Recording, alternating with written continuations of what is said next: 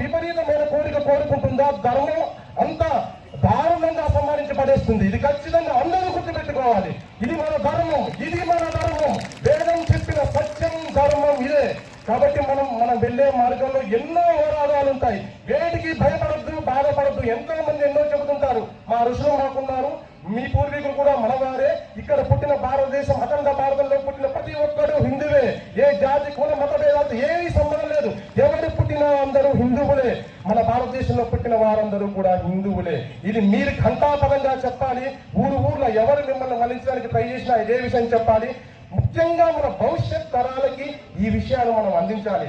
కాబట్టి మన పెద్దలు చెప్పే మాటలు ఇప్పుడు విందాం. మరొకసారి మనకి ఎంతో దూరం నుంచి ఎంతో ప్రయాసలు కూర్చి శ్రమపడి మనకి వారి చక్కటి ప్రవచనం చెప్పడానికి మనకి ఇంత దూరం వచ్చారు. వారందరికీ ఒక్కసారి మీ కరతాళతో గట్టిగా మన నుంచి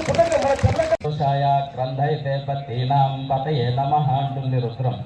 మనం భగవంతుడిని స్మరించేటప్పుడు సింహం పిల్ల ఏముంటుంది, నేను గొర్రెనే కాబట్టి పరిగెడుతున్నా, వీళ్ళు పరిగెడుతున్నారు. వేటాటం ఆపింది, ఆ సింహం పిల్లను పట్టుకుంది. ఆ సింహం పిల్లను పట్టుకోగానే భయపడుతూ అని చెప్పి నరవడం ప్రారంభించింది.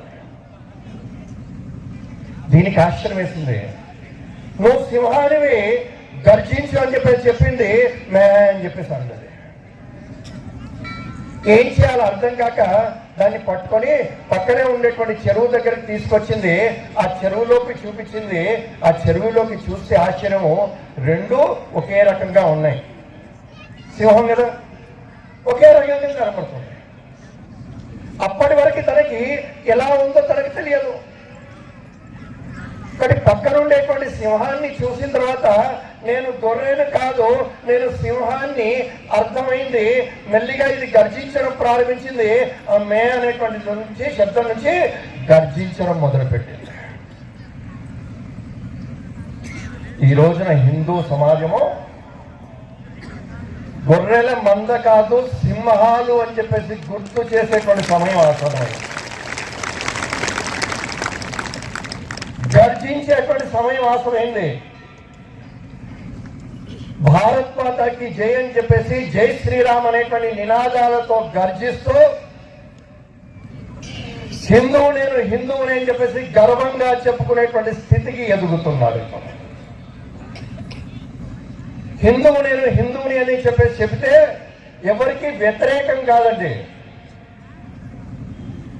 ఎవరెవరైతే తన మతాన్ని ఆచరిస్తున్నప్పటికీ మన మతాన్ని దూషిస్తుంటారో, ద్వేషిస్తుంటారో, మతం మార్చడం కోసం ప్రయత్నం చేస్తుంటారో అలాంటి వారికి వ్యతిరేకమే తప్ప వేరే మతాన్ని ఆచరిస్తున్నటువంటి వాళ్ళకి కాదు. మన ధర్మాన్ని మనం ఆచరించుకోవాలి. వారు చెప్పారు మాట్లాడుతూ, ధర్మాన్ని రక్షించాలని. ధర్మం ఆచరిస్తే రక్షించబడుతుంది. వివేకానందుడు అమెరికాలో మాట్లాడుతూ చెప్పాడు, ఒక విత్తనం నాటేమో భూమిలో ఉండేటువంటి సారము తీసుకుంది విత్తనము, కానీ మట్టిగా మారిపోతుందా? మారలేదు. నీరు పోసాము, నీటిలో నుంచి కావాల్సిన సారాన్ని తీసుకుంది, కానీ విత్తనం నీట్గా మారిపోలేదు. ఎరువు వేసాము, ఎరువులో నుంచి తనకు కావాల్సింది తీసుకుంది, కానీ విత్తనం విత్తనంగానే ఉంది, మారలేదు. ప్రపంచంలో ఎక్కడ ఇవన్నీ ఉన్నాయి, ఇవి ఆచరించాలి అని అంటున్నాం. ధర్మం అనేటువంటిది మనం పాటిస్తే అది గెలుస్తుంది. ఆ గెలవడం ద్వారానే మనందరం కూడా బాగుంటాము అని చెప్తున్నాం అందరం కూడా. అది బాగానే ఉంది. అసలు ధర్మం పాటించేటువంటి వాళ్ళు ఎవరు? అసలు ఫస్ట్ ధర్మం అనేటువంటిది ఎక్కడ నుంచి ప్రారంభం అవ్వాలి, ఎవరు పాటించాలి? ధర్మం పాటిస్తే మంచిది. మన అందరం